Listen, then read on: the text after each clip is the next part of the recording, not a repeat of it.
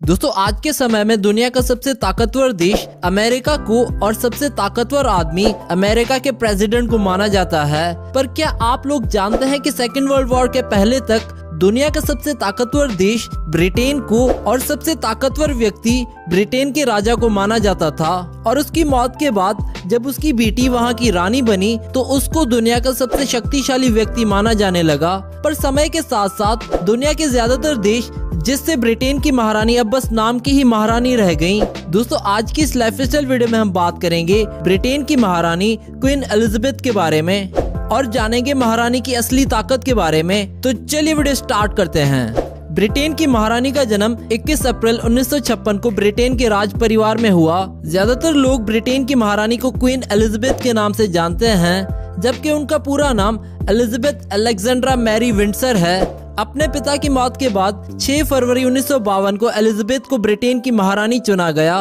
उस समय वो केवल 26 साल की थी। पर क्या आप लोग जानते हैं कि ब्रिटेन की महारानी यूनाइटेड किंगडम के अलावा कनाडा, ऑस्ट्रेलिया और न्यूजीलैंड की भी महारानी हैं। साथ ही साथ वो 12 देश जो उनके रानी बनने के बाद आजाद हुए वो उनकी भी रानी हैं, जिसमें शामिल हैं Jamaica, Barbados, the Bahamas, Grenada, सुलीमिया, टोआनो, Saint Lucia, Saint Vincent the Grenadines, Antigua, Barbuda, Belize और नेवीज। इतना ही नहीं, वो कॉमनवेल्थ देशों की हेड भी हैं, जिसमें भारत भी शामिल है।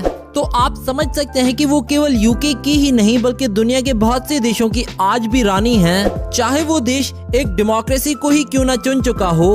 वैसे तो ब्रिटेन भी एक डेमोक्रेटिक देश है, पर फिर भी वहाँ महारानी को कुछ ऐसी ताकतें मिली हैं जो किसी डेमोक्रेटिक देश में किसी को नहीं मिल सकती हैं। पहला तो महारानी कॉन्स्टिट्यूशन से ऊपर हैं और उनको किसी तरह के कानून का पालन करने की कोई जरूरत नहीं है।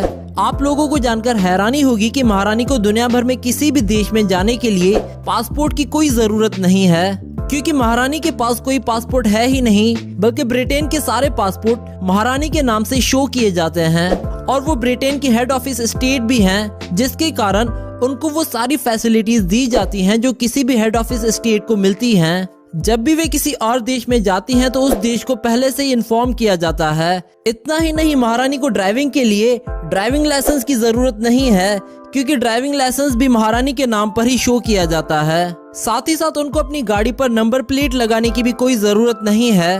असलियत में महारानी को किसी भी तरह की किसी आइडेंटिटी की कोई जरूरत ही नहीं है। वैसे आपको जानकर हैरानी होगी कि ब्रिटेन की महारानी को अपना टैक्स पे ना करने की छूट है, पर वो ऐसा नहीं करती हैं और अपने सारे टैक्सेस को पे करती हैं। पर ये तो महारानी की ताकत का एक छोटा सा नमूना है। अगर महारानी चाहे तो वो किसी भी युद्ध को शुरू और खत्म कर सकती हैं, यहाँ तक कि वो न्यूक्लियर युद्ध भी छेड़ सकती हैं। शायद दुनिया में बहुत से लोग नहीं जानते होंगे कि इंग्लैंड की महारानी वहाँ के लोगों को बिना पूछे जंग की घोषणा कर सकती हैं। महारानी को यूके में किसी भी कानून के ऊपर माना जाता है, जिसके कारण उन पर कोई भी मुकदमा नहीं चलाया जा सकता। साथ ही साथ किसी और देश में भी उन पर ऐसा करना नामुमकिन है।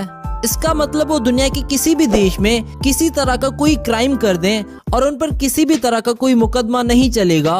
पर ऐसा बिल्कुल नहीं है कि महारानी किसी भी देश में या अपने देश के कानून का पालन नहीं करती हैं, बल्कि वो अपनी छवि को लेकर बहुत केयरफुल रहती हैं और वो ज्यादातर रूल्स का पालन करती हैं। आपको जानकर हैरानी होगी कि ब्रिटेन के लोगों को वहाँ का नागरिक नहीं बल्कि राजशाही से जुड़ा एक विषय माना जाता है। तो अगर महारानी चाहे तो वो किसी को भी गिरफ्तार करवा सकती हैं और अगर वो चाहे तो किसी की प्रॉपर्टी को सील भी करवा सकती हैं। महारानी को किसी को भी सजा देने का अधिकार है और कोई भी उनको पूछने वाला नहीं होगा, क्योंकि वो उनके अधिकार क्षेत्र में आता है।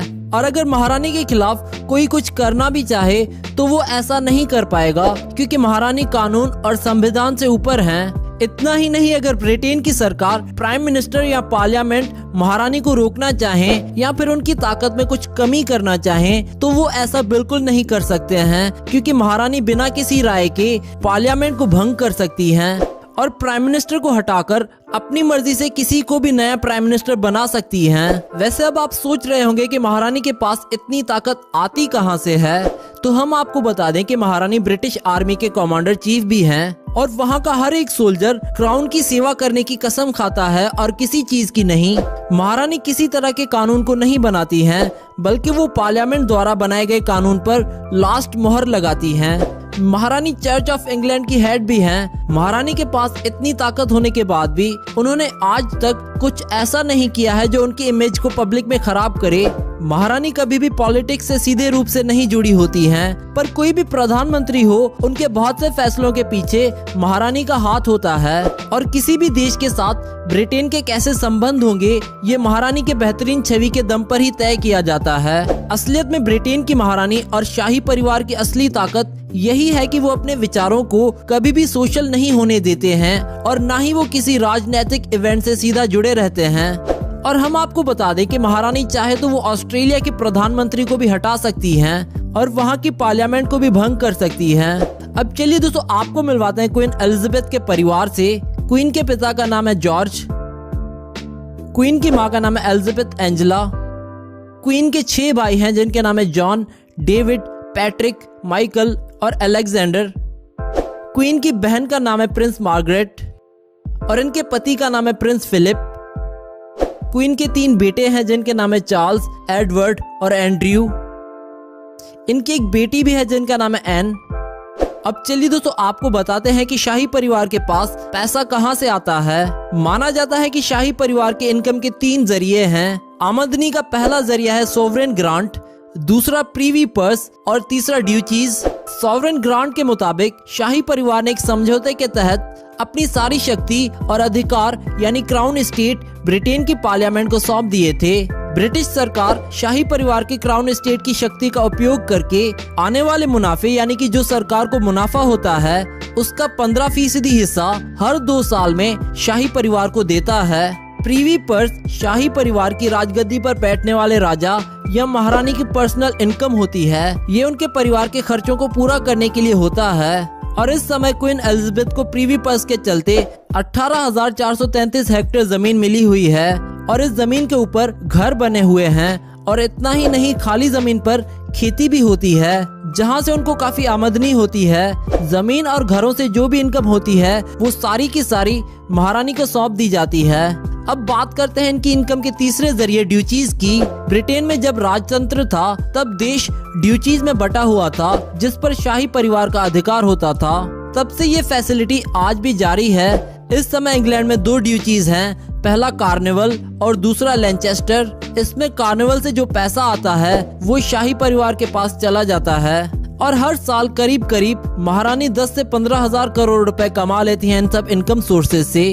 अब चलिए दोस्तों, बात कर लेते हैं क्वीन एलिजाबेथ की नेटवर्थ के बारे में। रिपोर्ट्स के अनुसार इनकी नेटवर्थ 88 बिलियन यानी कि 88 अरब डॉलर है, जो कि इंडियन रुपीस के हिसाब से बनते हैं 60,000 करोड़ रुपए। अब चलिए दोस्तों, आपको इनका घर दिखाते हैं।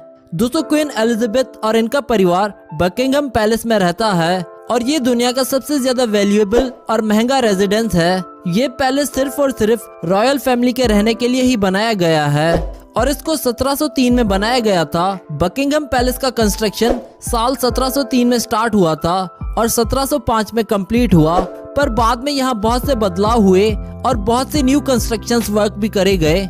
अगर एरिया की बात करें तो ये पैलेस कुल 77 स्क्वायर मीटर की एरिया में फैला है, यानी बकिंगहम पैलेस को 8,28,000 स्क्वायर फीट पर बनाया गया है। बकिंगहम पैलेस में टोटल 5 फ्लोर्स हैं और इन 5 फ्लोर्स के लिए पैलेस में 8 लिफ्ट्स लगाए गए हैं। इस पैलेस में एक गार्डन और इंडोर स्विमिंग पूल भी है। यहाँ पर कुल 775 रूम्स हैं, जिनमें 19 स्टेट रूम्स, 52 रॉयल और guest rooms, 180 staff bedrooms, 92 offices और 78 बाथरूम्स हैं। और इस पैलेस में 1000 लोगों का स्टाफ काम करता है। और बकिंगहम पैलेस की प्राइस 2021 के हिसाब से बनती है $5 बिलियन, जो कि इंडियन रुपीस के हिसाब से बनते हैं 40,000 करोड़ रुपए। और इन फोटोज और वीडियोस में आप बकिंगहम पैलेस की कुछ झलक देख सकते हैं। अब चलिए दोस्तों, बात करते हैं क्वीन एलिजाबेथ की कार्स कलेक्शन के बारे में। इनके पास एक बेंटले स्टेट लिमोजिन कार है जिसकी प्राइस है $15 मिलियन और इंडिया में इसकी कीमत है 12 करोड़ रुपए। इसके अलावा इनके पास एक जैगुआर डैमलर सुपर 8 भी है जिसकी कीमत है $1 लाख और इंडिया में इस कार की कीमत है 70 लाख रुपए। क्वीन के पास एक 1948 रोल्स रॉयस फैंटम 4 भी है जिसकी प्राइस है $1.1 मिलियन और इंडिया में इस कार की कीमत है 9 करोड़ रुपए। क्वीन के पास एक 2006 जैगुआर एक्स टाइप ई स्टेट भी है जिसकी कीमत है $2,400 और इंडिया में इस कार की कीमत है 20 लाख रुपए। इसके अलावा इनके पास एक रेंज रोवर भी है जिसकी कीमत है 3 लाख US$ और इंडिया में इस कार की प्राइस है 3 करोड़ रुपए। इसके अलावा इनके पास एक 1986 जैगुआर डैमलर 66 भी है जिसकी प्राइस है 35,000 US$ और इंडिया में इस कार की कीमत है 24 लाख रुपए। इनके पास एक 1987 लैंड रोवर डिफेंडर भी है जिसकी प्राइस है 50,000 US$ और इंडिया में इस कार की कीमत है 35 लाख रुपए। इसके अलावा भी क्वीन के पास कई कार्स हैं और इनकी कंप्लीट कार्स कलेक्शन की प्राइस 35 करोड़ से भी ऊपर है। तो दोस्तों ये थी क्वीन एलिजाबेथ की लाइफस्टाइल वीडियो। अगर आपको वीडियो पसंद आई हो तो इसे लाइक करना ना भूलें और हमें कमेंट करके बताएं नेक्स्ट वीडियो किस टॉपिक पर देखना चाहते हैं आप। Do subscribe our channel and we hope that you like our videos, and also don't forget to visit our website celebritynews.blogspot.com, which is shown in the video, and don't forget to follow us on Facebook and Twitter.